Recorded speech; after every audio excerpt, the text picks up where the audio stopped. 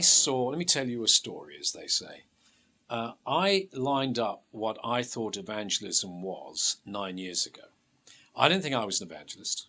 I lined up my dear friend, Professor John Lennox, to take on one of my very senior city friends, someone really senior in my industry. And I thought that was my job done. You know, it's like sending someone on a Christianity Explore course. Well, your job's done. You've handed them over to the professional. Well, good grief, I got John Lennox of all people. So that was it, job done.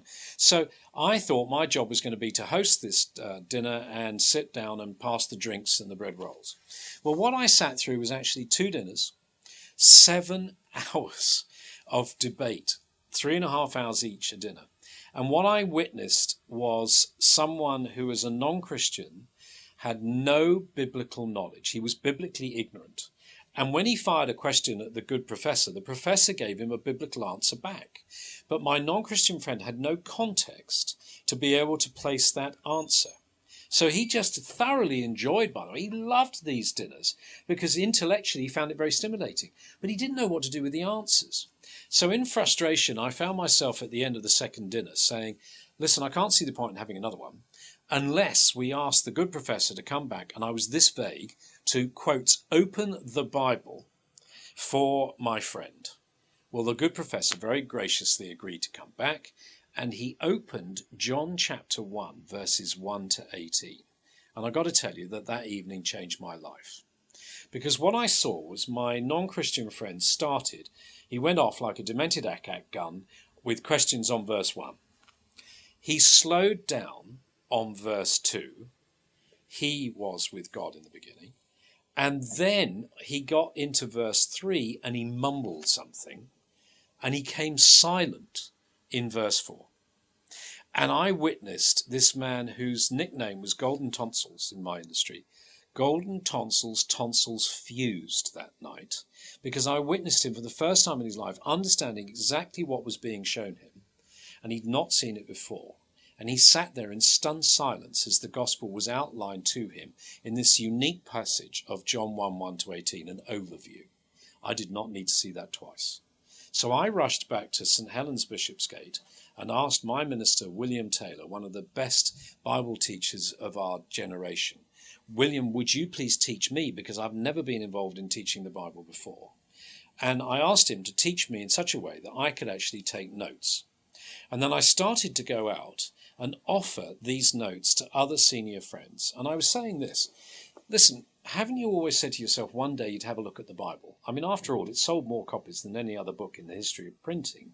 So wouldn't you say that you probably think there's some good stuff in it? Well, I've got these great notes. Can I please show you this one passage at the start of John and see what you think? All I'm going to say to you at the end is, did you enjoy that? Would you like to meet again? The take-up rate when I started to do that was 70%. Staggering. 7 friends out of 10 actually said, yeah, I'd be interested in doing that. I have always thought one day I'd have a read of the Bible. And I know you, and I'll have a cup of coffee. And then the extraordinary thing was, when I got to the end, here's what they said, and I've got to tell you this, and this is damning of us as Christians. Every person I have done this with in the last 9.5 years has said this to me. Why has no one ever shown me this before? Now that's damning of us as Christians, but they went on to then be interested in doing the next. Now all that happened is those original notes have been refined and refined and refined by William and I until we reached the point 4 years ago where, with the encouragement of the FIEC, we rewrote those notes with the publisher 10ofthose.com, Jonathan Carswell, into a totally accessible language. We were asked, please don't make another middle-class product. So we generated something which is clearly accessible, socially accessible. If I can show you for a second the books, every single page is coloured denim blue because you can be a prince or a prisoner and you feel comfortable in your jeans. And we came out with these books, and instantly, wherever they went, they were a huge hit. Because people realised it's not about you and how good an evangelist you are. It's all about that it's a living word of God, and your job is just to share it with your friends. Actually, they don't listen to you. You're just a puppet in this game. It's actually all about simply showing them the word one-to-one, the word on a one-to-one basis.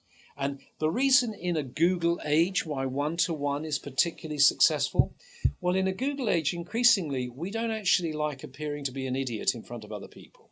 So if I know you, there's a privacy to that friendship and relationship that I don't mind sharing on a one-to-one basis. And I'm not saying that you can't use them on a bigger basis, but we can get to that as a separate issue. It is particularly powerful, a massive investment of your time, but it is particularly powerful on a one-to-one basis.